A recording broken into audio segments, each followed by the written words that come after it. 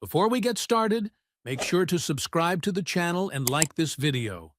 That way, you'll always stay connected to our stories and never miss the next adventure. Listen, the universe has a sense of humor. A twisted, bureaucratic, absolutely ridiculous sense of humor. And nowhere was that more evident than on Dominion's edge, the massive orbital station that floated like a gaudy jewel above the Meridian cluster, where every species with claws, tentacles, or delusions of grandeur gathered once a year to beat the living daylights out of each other in what the galaxy euphemistically called the Galactic Combat Exhibition. Professional name? Tournament of Blades and Honor? Real name? The place where egos went to die in front of 100,000 screaming fans. And Rhea? Rhea was just trying to deliver some freeze-dried rations and get paid. She was a freight pilot, nothing fancy, nothing glamorous. Her ship, the Dusty Runner, was held together by spite, welding patches, and what she strongly suspected was optimism. She hauled cargo from point A to point B, occasionally C if the credits were good, and generally minded her own business in a galaxy that was far too excited about everyone else's. Today's delivery: nutritional supplements for the tournament's VIP hospitality suite. Apparently, when you've got digestive systems ranging from photosynthesis to literal rock grinding, catering became complicated. She'd docked at Bay 23, hauled 8 containers on a grav sled through the station's gleaming corridors. All polished metal and holographic banners showing previous champions in various states of dramatic pose, and found herself at the Tournament Administration office. The door slid open with a theatrical whoosh. Inside, chaos. Not the fun kind of chaos either. The bureaucratic kind, which was infinitely worse. Dozens of species crowded around registration desks, waving data pads, arguing in languages that made her translator implant work overtime. The air smelled like ozone, exotic pheromones, and someone's lunch that had definitely gone bad. Behind the main desk sat Grelmoth. Now, Grelmoth was what happened when evolution looked at a praying mantis, gave it 4 arms instead of 2, added another meter of height, and then said, "You know what this needs? Administrative authority and a superiority complex." His chitinous exoskeleton was a deep emerald green, polished to a shine that probably required a dedicated maintenance routine. 2 of his 4 arms were busy typing on holographic interfaces, while the other 2 gestured dramatically at a nervous-looking reptilian assistant. "No, no, no!" Grelmoth's translator rendered his clicking speech into smooth, condescending galactic common. "I don't care if participant 847 has religious dietary restrictions. Figure it out, or he can bring his own ceremonial sustenance." Rhea cleared her throat. Delivery for—" "Leave it by the wall." Grelmoth didn't even look at her. She shrugged, started unloading containers. Easy enough. Get the signature, get out, get paid, maybe grab something that passed for coffee in this station. Simple. Except one of the containers slipped. Rhea lunged for it. Pilot reflexes. Pretty decent. But it tumbled anyway, bounced off the grav sled, and crashed directly into Grelmoth's registration terminal. Sparks flew. The holographic interface flickered, spasmed, and then made a sound like a dying electronic walrus. The entire office went silent. Grelmoth's 4 eyes, compound, multifaceted, absolutely seething, swiveled to focus on Rhea. "Oops," Rhea offered. "Oops." Grelmoth rose to his full height, towering over her. "Do you have any idea what you've just done?" "Broken your very expensive terminal," Rhea said. "Look, I've got insurance. Well, partial insurance. Okay? I've got credit transfer capability and a willingness to negotiate a payment plan." You've registered yourself as a participant.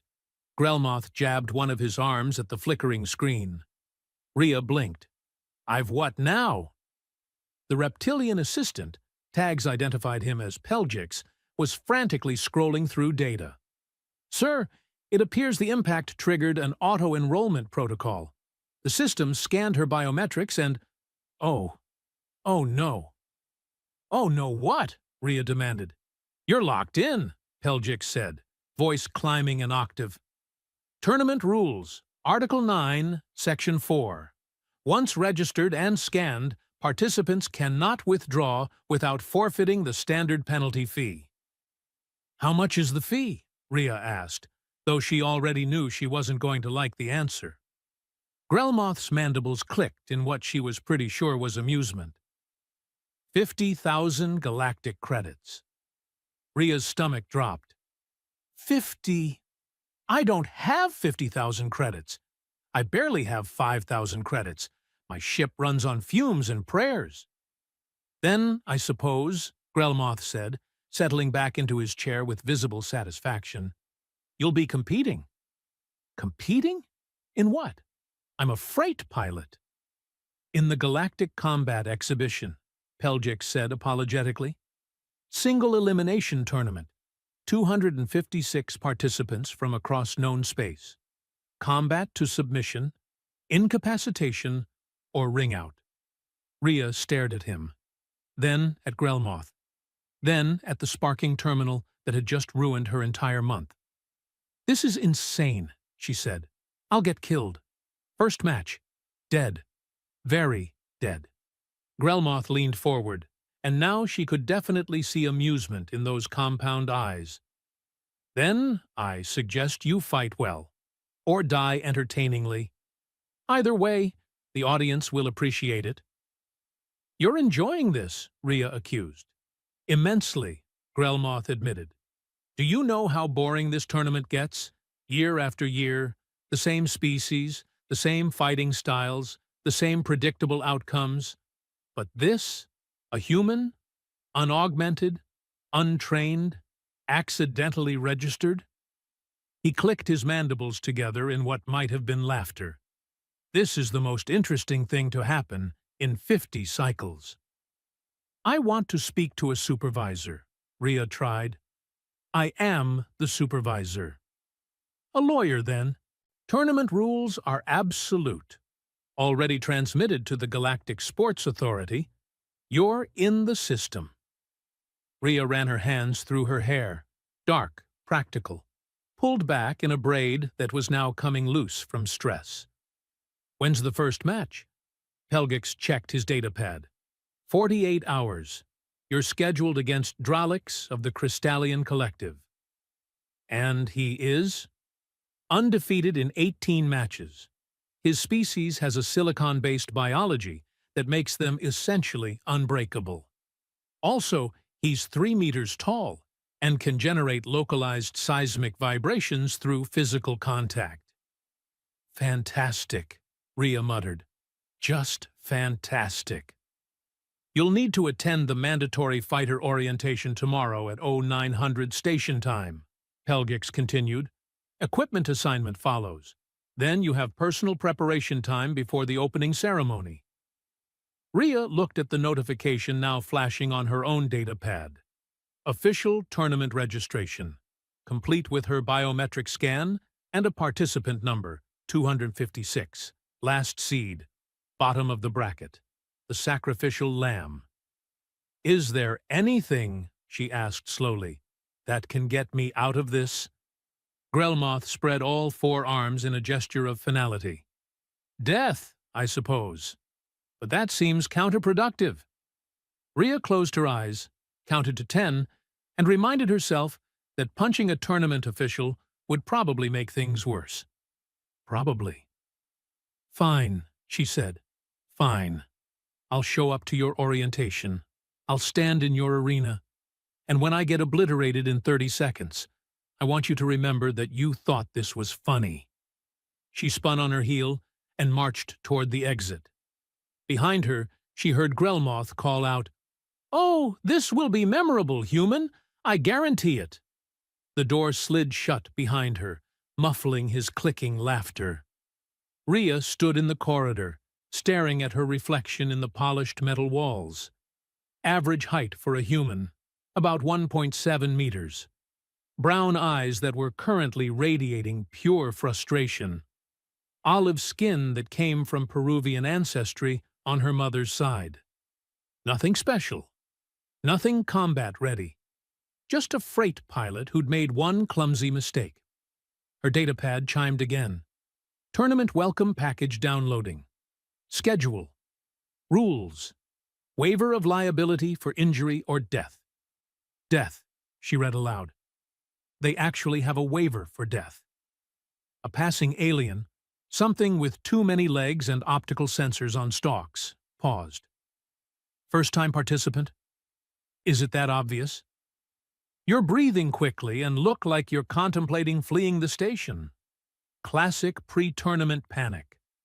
The alien's translator had a soothing quality. Don't worry.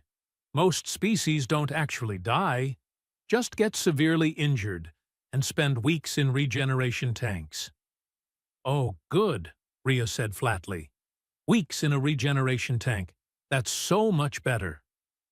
You're human, yes? The alien tilted its sensor stalks curiously. Unfortunately. Haven't seen a human competitor in, well, ever. Actually, your species tends to avoid direct combat sports. Something about preferring technology and strategy over physical confrontation. Smart species, Rhea muttered. Good luck. The alien skittered away on its multiple legs, leaving Rhea alone in the corridor. She pulled up the tournament bracket on her datapad. 256 fighters. Multiple weight classes. Well, not weight exactly. More like size categories, since some species were gaseous and weight was a complicated concept. She found her name, Rhea. No family name listed because the system had pulled her biometric data, but not her full registry. Opponent, Dralix. She searched for information. Dralix, Crystallian Collective. Species designation, silicon-based crystalline structure. Height, 3.2 meters. Weight, 540 kilograms. Notable features. Translucent body allows limited light refraction for camouflage. Extreme durability. Previous matches, 18 wins, 0 losses. Preferred tactic, overwhelming physical force, combined with seismic palm strikes. I'm going to die, Rhea said to nobody in particular. A maintenance drone beeped past her. I'm going to die in front of 100,000 aliens who are going to watch a human get pulverized for entertainment. The drone beeped again, unconcerned with existential dread. Rhea took a breath. Then another. Freight pilots didn't panic. Freight pilots solved problems. Freight pilots adapted. Okay, 48 hours. She could learn to fight in 48 hours, right? People did that all the time in entertainment vids. Training montages. Motivational music. Sudden competence acquired through determination and... No, that was fiction. This was very, very real. She needed information. Strategy. Anything that might keep her alive past the opening bell. The orientation was tomorrow. Maybe there'd be some angle there, some loophole, some... Her datapad chimed with a new message. Welcome, participant 256. Your equipment assignment consultation has been scheduled for tomorrow at 1100 hours, immediately following orientation. Please report to Equipment Bay 19. The Forge awaits your assessment. The Forge. Rhea pulled up more information. The Forge was the tournament's legendary AI system, supposedly ancient, supposedly infallible, supposedly capable of analyzing any fighter and providing them with optimal weapons and armor for their physiology and fighting style. Well, that was something at least. If she was going to get destroyed, she might as well have decent equipment while it happened. Rhea headed back toward the docking bay, where the dusty runner waited. She needed to sleep, process, maybe cry a little, definitely eat something, because stress always made her hungry. Human metabolism was weird like that. Tomorrow would bring orientation, equipment, and the slow, creeping realization that she'd accidentally signed up for her own very public destruction. But tonight? Tonight, she was just a freight pilot with the galaxy's worst luck, walking through a space station full of professional warriors who didn't know her name yet. They would soon enough, one way or another. The orientation hall was exactly as welcoming as Rhea expected, which is to say, not at all. It was a massive amphitheater carved into the station's central hub, with seating arranged in concentric rings that descended toward a central platform. Holographic displays floated everywhere, showing previous tournament highlights. Warriors flying through the air, energy weapons crackling, dramatic slow-motion defeats that looked choreographed but were definitely, painfully real. Rhea found a seat in the upper section, trying to be inconspicuous. This lasted approximately 45 seconds. "You!" a voice boomed across the amphitheater. "Human! Down here!" She looked up, well, down, technically, to see Grelmoth on the central platform, all four arms gesturing impatiently. Every single participant in the hall turned to stare. 255 pairs of eyes, or optical sensors, or compound lenses, or whatever their species used for vision, locked onto her. "Oh, good," Rhea muttered. "Attention, just what I needed." She made her way down the stairs, acutely aware of the whispers starting around her. Her translator implant was working overtime, catching fragments in multiple languages. "That's a human? Thought they were taller. She looks fragile. Is her exoskeleton internal? Wait, humans don't have exoskeletons. Then how do they not collapse?" Rhea reached the platform. Grelmoth looked insufferably pleased with himself. "Ladies, gentlemen, and honored participants of non-binary configurations," he announced, voice carrying through the hall's acoustics, "may I present our most unusual competitor this cycle. Rhea of Earth, species, Homo sapiens. Notable characteristics: endoskeletal structure, bilateral symmetry, no natural armor, no venomous capabilities, no enhanced sensory organs beyond baseline mammalian standards." "Are you seriously doing this?" Rhea hissed. "Absolutely," Grelmoth clicked back cheerfully. "Participants, please welcome our underdog." Scattered clicking, chirping, and what might have been polite applause echoed through the hall. One voice cut through the noise, deep, resonant, amused. "An underdog implies possibility of victory. This seems more like, what's the term, voluntary extinction?" Laughter rippled through the crowd. Rhea turned toward the voice. In the third row sat what could only be described as living crystal given form. Drolix. He was exactly as advertised. 3 meters of translucent, faceted beauty that caught the light and refracted it in rainbow patterns. His body was humanoid in basic structure. 2 arms, 2 legs, a torso, a head. But that's where similarities ended. Every surface was geometric, angular, like someone had carved a warrior from a massive diamond. He tilted his head, and light scattered across the amphitheater. "You are my opponent, yes? The freight pilot who registered by accident?" "News travels fast," Rhea said. "It's a small tournament," Drolix replied. His voice came from somewhere inside his crystalline structure, vibrating through his body like a living tuning fork. "I will try to make it quick. Painless, even. You seem pleasant for a mistake." "How generous," Rhea said flatly. Grelmoth cleared his throat. A sound like gravel in a disposal unit. Yes, well, now that we've established the entertainment value, let's proceed with orientation. Rules are simple. Single elimination.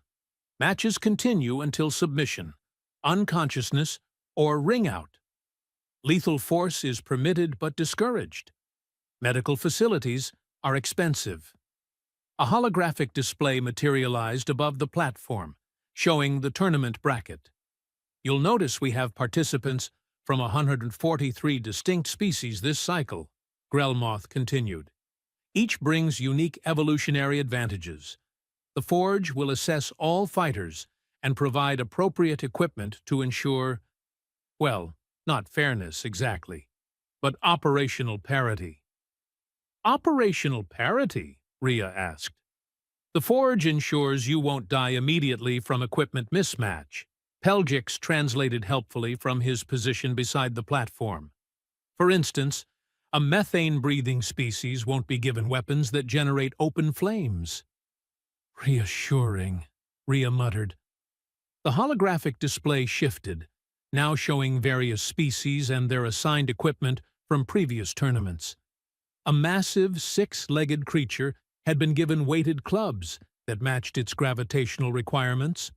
A flying species with membranous wings received ranged weapons to utilize aerial advantage.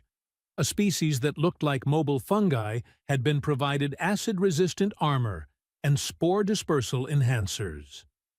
The Forge's ancient technology, Grelmoth explained, predates most current civilizations. It was created by the Precursor Alliance, back when they actually cared about fair competition, rather than just blowing each other up.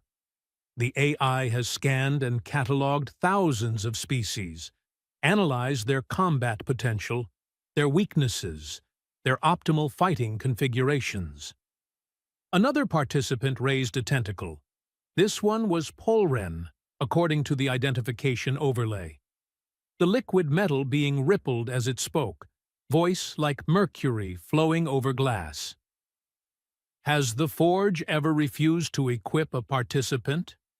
Only twice in recorded history, Grelmoth said.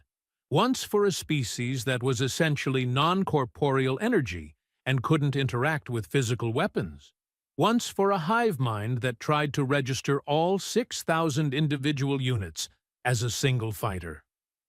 More laughter. The Forge's assessment is final, Grelmoth continued. You will each report to your assigned equipment bay after this orientation. The AI will scan you, analyze your physiology, and provide appropriate loadout. Questions? A scaled hand raised. Jixir, the telepathic fighter Rhea had read about. She was smaller than expected, maybe 2 meters tall, with iridescent scales that shifted colors like oil on water. Her eyes were completely black, no visible iris or pupil. The human, Jixir said, voice soft but carrying an odd resonance that made Rhea's skull itch. She has no natural weapons, no claws, no venom, no enhanced strength? Correct, Grelmoth confirmed. Then why did the system accept her registration? Surely there are minimum capability thresholds. Grelmoth's mandibles clicked. Definitely amusement now. The system accepted her biometric scan without flagging any deficiencies. Technically, she meets all requirements for participation. Technically, someone in the back row scoffed. Rhea felt her jaw tighten. Being talked about like she wasn't standing right there was getting old fast. I can hear you all, you know, she called out. And yeah, I'm aware I'm probably going to lose. But I'm here, and I'm registered, so maybe we can skip the part where everyone discusses how fragile humans are? Silence. Then Ordal spoke. He was built like a boulder given consciousness, roughly spherical, about 2 meters in diameter, surface covered in what looked like rock plating. When he moved, small fragments of stone flaked off. His voice was grinding, slow, deliberate. Respect, Ordal rumbled.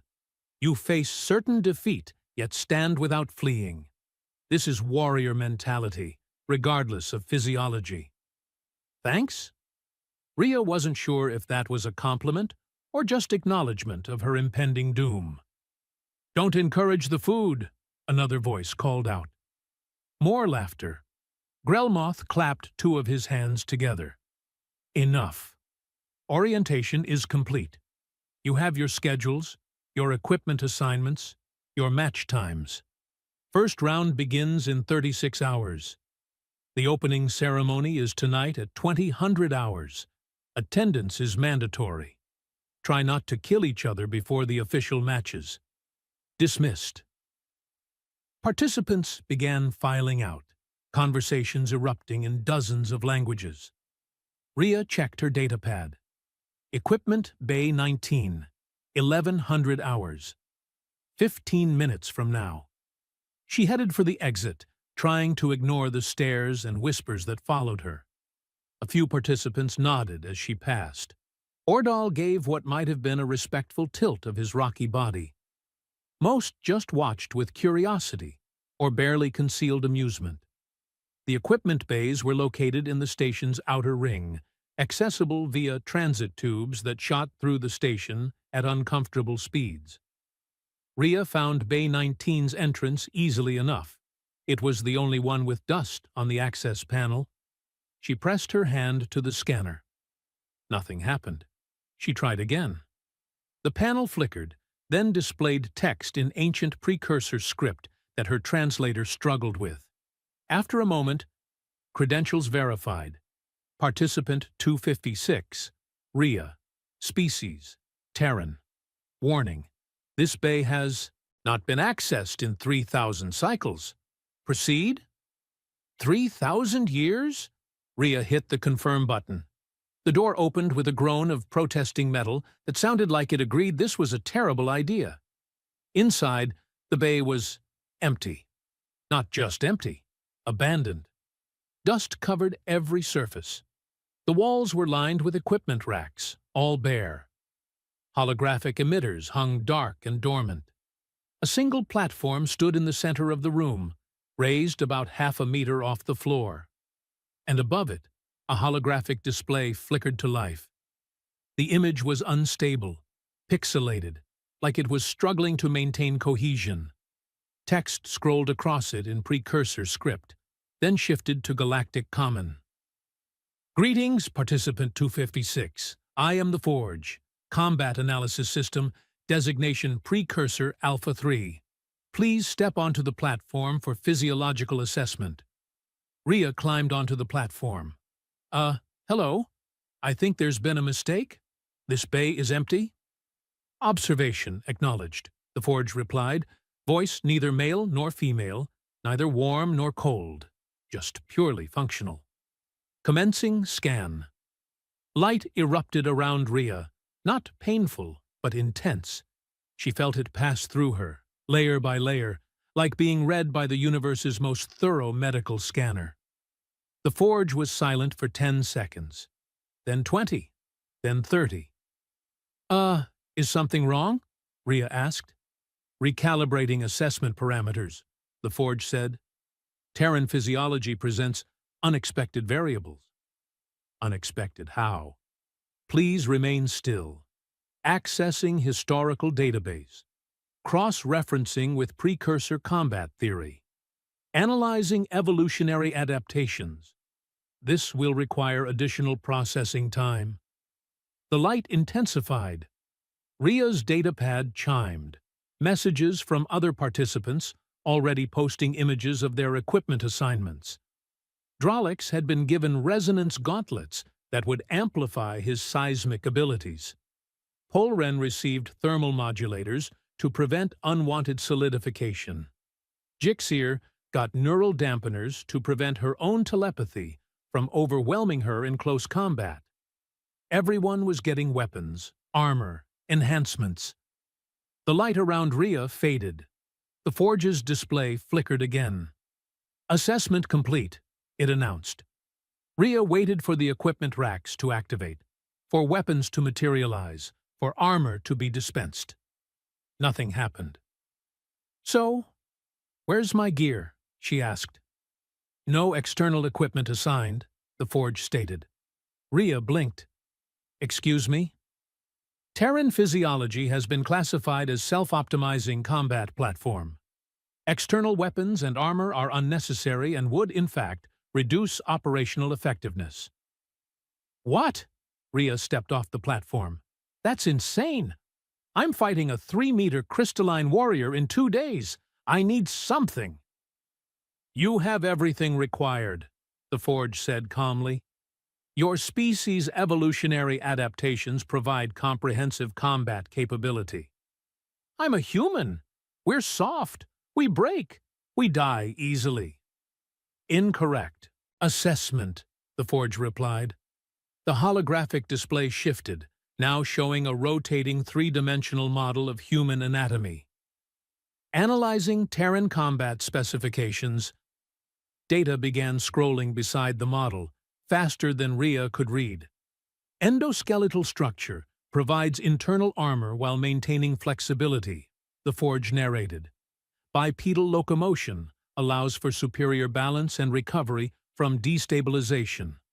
Opposable thumbs enable tool use and grappling techniques unavailable to 87% of registered species. That doesn't? Cardiovascular system demonstrates exceptional efficiency. Resting heart rate, 65 beats per minute. Combat maximum, 220 beats per minute. This range allows for sustained aerobic activity far beyond galactic average. The model highlighted the human circulatory system. Thermoregulation through perspiration provides cooling mechanism unmatched in efficiency. Allows extended combat duration where other species would succumb to heat exhaustion. But I don't have claws or clotting factor analysis indicates wound closure begins within seconds of injury.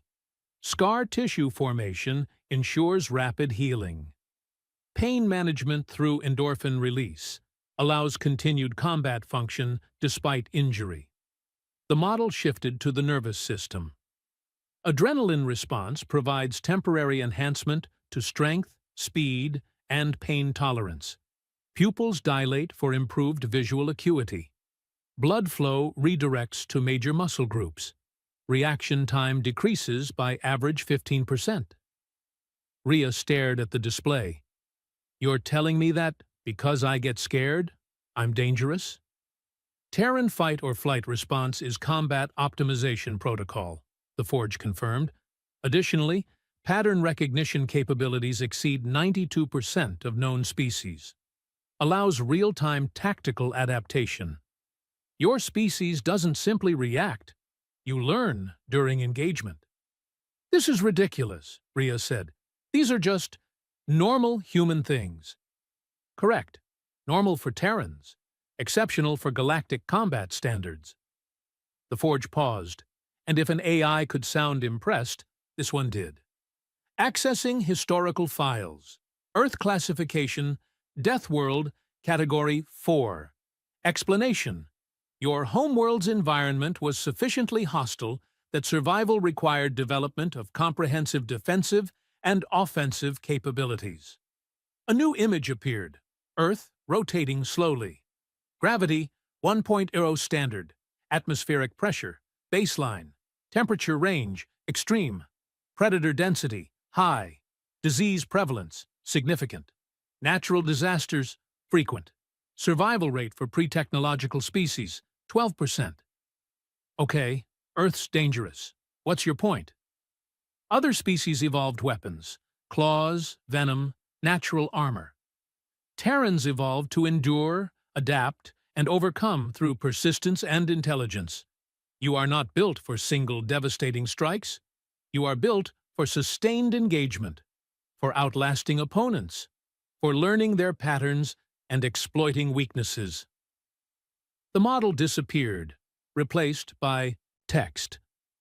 Equipment Bay 19 was sealed by request of the Terran Diplomatic Corps 3,000 cycles ago, when humanity first joined the galactic community.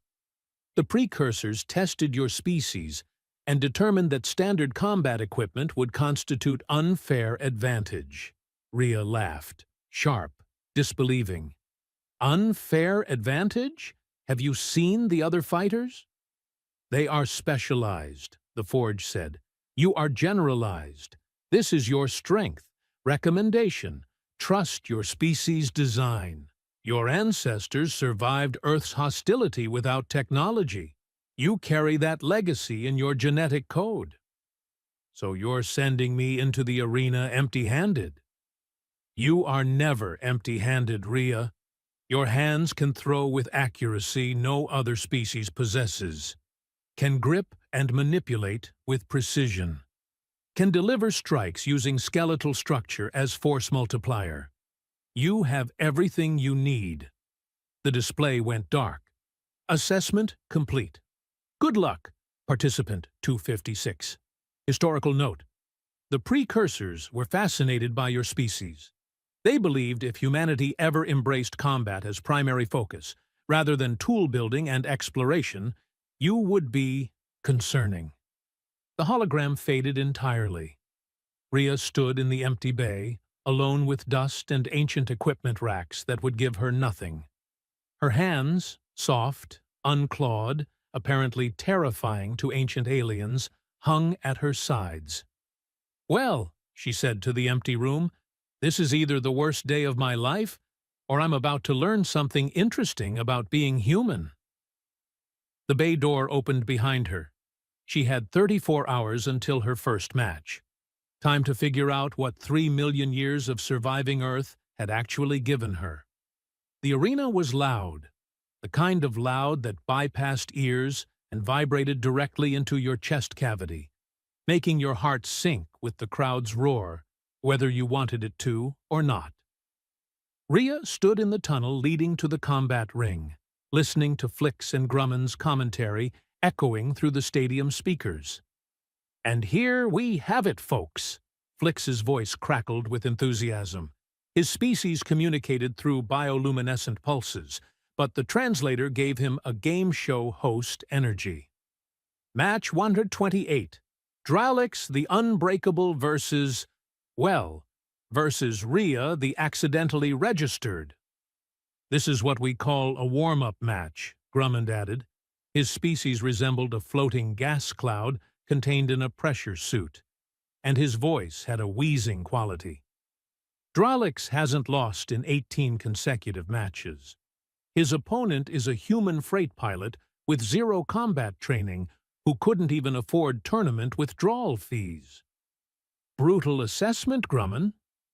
I call it realistic. Look at the odds, 5,000 to 1 against the human. Nobody's even betting on her survival time, just on whether she'll last 10 seconds or 5. Rhea rolled her shoulders, feeling tendons pop. Her heart was already racing.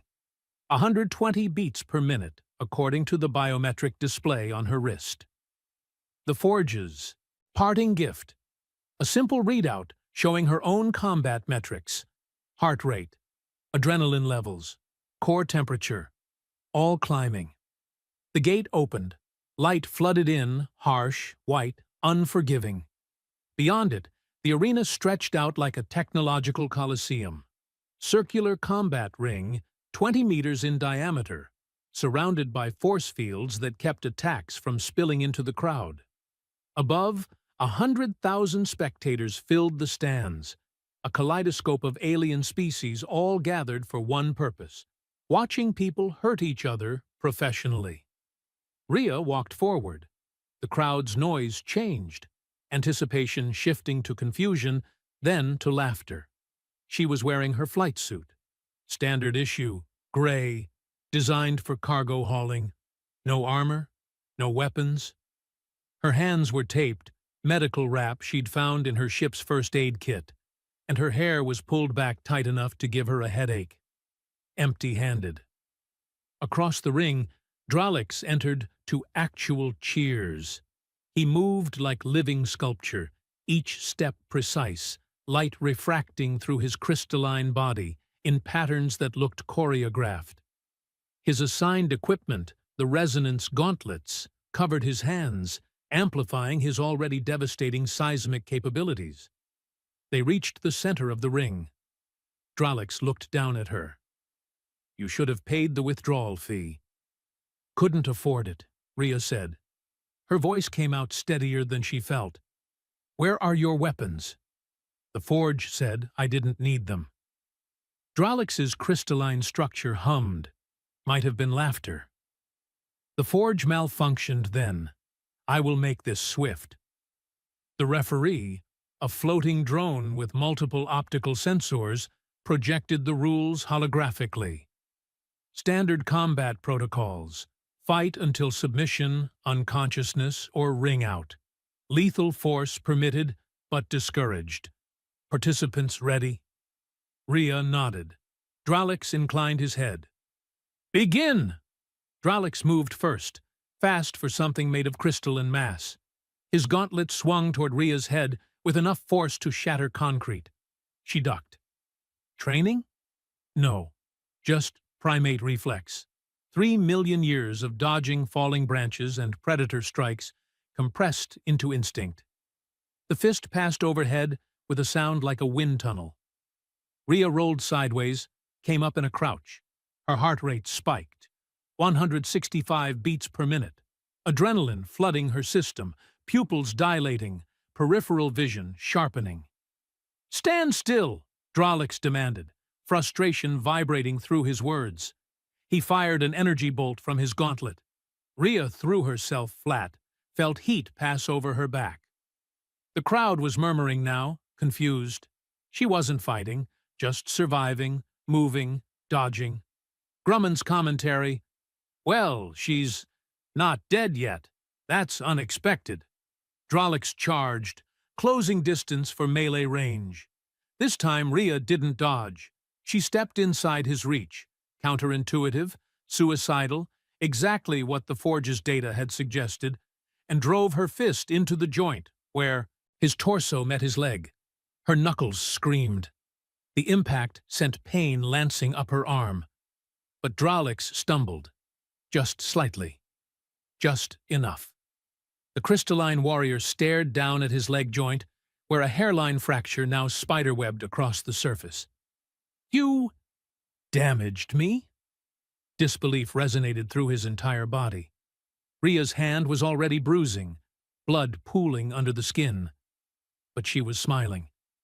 Yeah, she said, backing away, circling, heart hammering at 180 beats per minute, endorphins numbing the pain. Yeah, I did. The crowd went absolutely silent. Then erupted. The fight with Dralix lasted 18 minutes.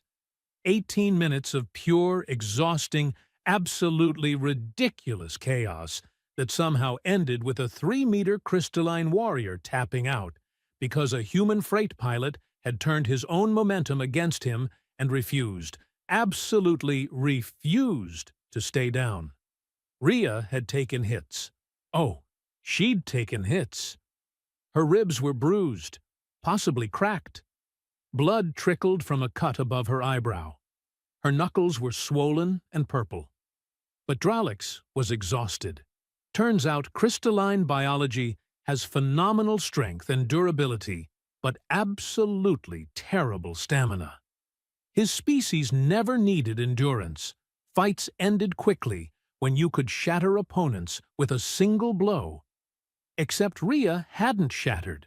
She'd dodged, ducked, woven, and when she couldn't avoid damage, she'd taken it and kept moving.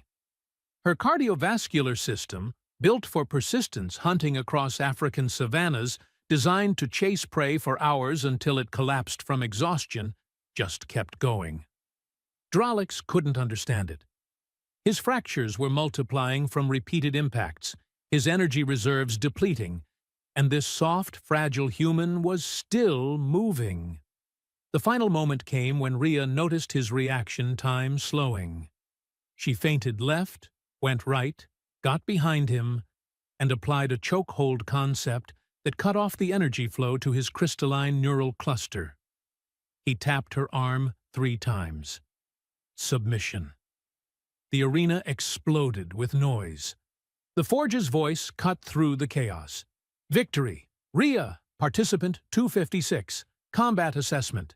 Terran endurance metabolism exceeded projections by 34%. Clotting factors optimal. Adrenaline response superior. Pain tolerance exceptional.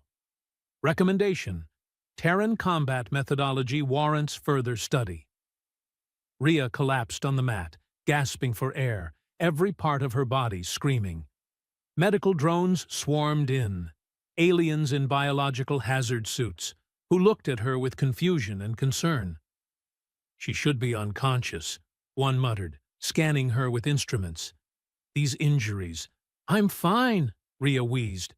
"Just need food and water and maybe 8 hours of sleep." "You need weeks of recovery," the medic insisted. "When's my next match?" The medic checked a datapad. 3 days, but you can't possibly—" Rhea was already sitting up. Her ribs protested. Her head pounded. Her hands felt like she'd punched a wall, repeatedly, which wasn't far from the truth. But she was alive. And she'd won. 20 minutes later, she woke up in the medical bay, surrounded by confused alien doctors who couldn't comprehend why her body was already starting to heal. The cut above her eyebrow had clotted. Swelling was reducing. Her elevated heart rate was dropping back toward normal. "Impossible," one doctor muttered. "Recovery this rapid requires regenerative technology." "Nope," Rhea said, accepting a protein bar from a nurse. "Just human biology. We're annoying like that." The next 3 matches blurred together in Rhea's memory, like a fever dream. Match 2. Jix'ir, the telepathic fighter.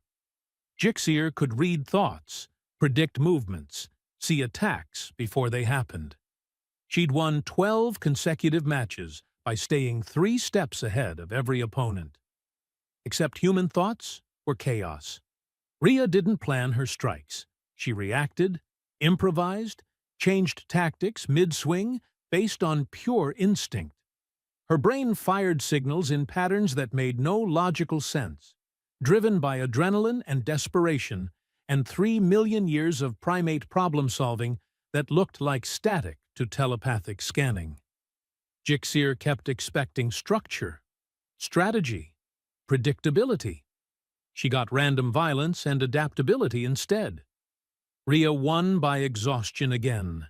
Jix'ir's telepathy consumed energy, and reading chaotic human thoughts drained her faster than any previous opponent. Match 3. Polren, the liquid metal being. Polren could reshape limbs into blades, hammers, shields, whatever combat required. Flowed like mercury, struck like steel. Rhea discovered something interesting. Friction generates heat. She couldn't hurt Polren through impact. Punching liquid metal just meant the metal flowed around her fists. But rapid strikes, continuous movement, forcing Polren to constantly reshape and reform, that generated thermal energy. Lots of it. Polren started to solidify at the joints. Movement slowed. Fluidity became sluggish. Rhea won when Polren's core temperature rose too high, and the liquid metal fighter had to forfeit before risking permanent structural damage. Match 4. Ordal, the gravity manipulator. This one nearly killed her. Ordal could increase localized gravity, crushing opponents under their own weight. He'd won matches by simply making enemies too heavy to move, then waiting for unconsciousness. He tried this with Rhea. The gravity intensified. She dropped to her knees, felt her skeleton straining under pressure that should have shattered bones. Should have. But human skeletons evolved to handle impact, to absorb force, to flex without breaking. Her bones were designed to support body weight during running, jumping, falling, to survive injuries that would kill more rigid species. The gravity hurt. Oh, it hurt like nothing she'd ever experienced. But her skeleton held. And Ordal's gravity manipulation consumed enormous energy. Rhea stayed conscious, through sheer stubbornness and endorphin flooding. Waited. Endured. Her vision tunneled, blood vessels straining, muscles screaming. Ordal's power flickered. The gravity lessened for just a moment. Rhea lunged, drove her shoulder into Ordal's rocky mass, used momentum and desperation to shove him toward the ring boundary. He went out by centimeters. Ring out. Victory! Rhea collapsed again, coughing blood from the internal pressure, but alive, conscious, and advancing to the finals. The galaxy was paying attention now. Billions of viewers across known space, watching this impossible human string together, victories that made no sense. She had no natural weapons, no armor, no special abilities. Just endurance, adaptability, stubbornness that bordered on biological absurdity. The finals were scheduled for the next day. Her opponent, Feldrath, the defending champion. Rhea watched footage of his previous matches in her ship's medical bay. She'd refused to stay in the tournament's medical facilities, preferring the familiar cramped quarters of the Dusty Runner. Feldrath was everything a warrior should be. Bioengineered perfection from a species that had spent centuries optimizing themselves for combat. Enhanced reflexes, 3 times faster than baseline. Armored hide that could shrug off energy weapons. Regeneration that healed wounds in real time. Retractable claws, venomous bite, enhanced sensory organs. He'd won the tournament 12 times. 12. Nobody came close to his capabilities. A message chimed on her datapad. Pre-fight interview request. She accepted, too tired to care. Feldrath appeared on her screen, humanoid in basic shape, but scaled, golden-eyed, radiating predatory confidence. His voice was smooth, cultured, curious. "Rhea of Earth, you've surprised everyone.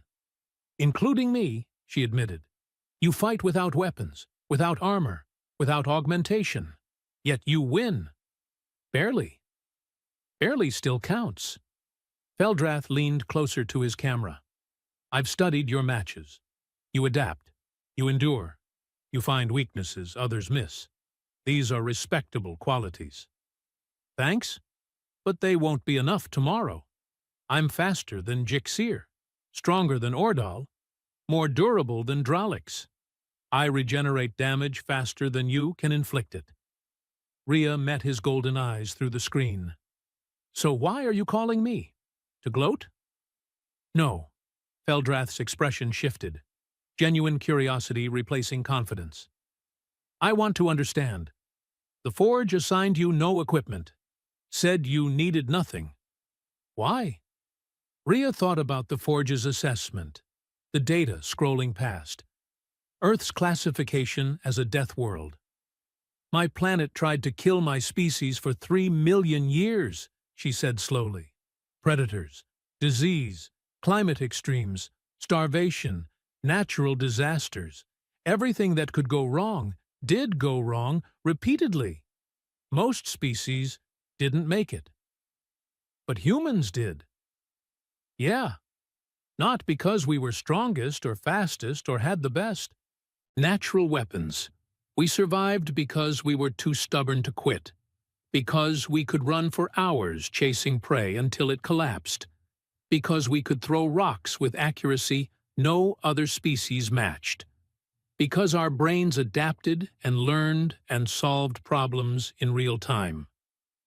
And the Forge believes this makes you dangerous. The Forge thinks Earth turned my ancestors into weapons before we ever built one. That everything we needed to survive, endurance, adaptability, pattern recognition, pain tolerance, the ability to just keep going when everything says we should stop, that's all combat capability. We just never thought of it that way. Feldrath was quiet for a moment. Tomorrow will be interesting, then. You're still going to destroy me. Probably. His fanged smile was almost friendly. But I suspect I'll remember this match longer than my previous 11 victories. Sleep well, Rhea. You've earned that much. The screen went dark. Rhea lay back on her bunk, staring at the ceiling of her ship. Every muscle ached. Her ribs protested with each breath. Her hands were wrapped in fresh medical tape over the bruising and swelling. Tomorrow she'd face a bioengineered perfect warrior who'd won more tournaments than she'd won fistfights in her entire life. She should be terrified. Instead, she felt oddly calm. Win or lose, she'd proven something. Not just to the galaxy, but to herself. Weren't specialized, weren't optimized, weren't built for single, overwhelming advantages. They were built to survive everything. And sometimes that was enough. She closed her eyes, let exhaustion pull her toward sleep, and her last thought before unconsciousness was almost funny, empty-handed. The Forge was right. Humans were never empty-handed. They carried 3 million years of refusing to die in their very bones. Tomorrow, Feldrath would learn what that meant.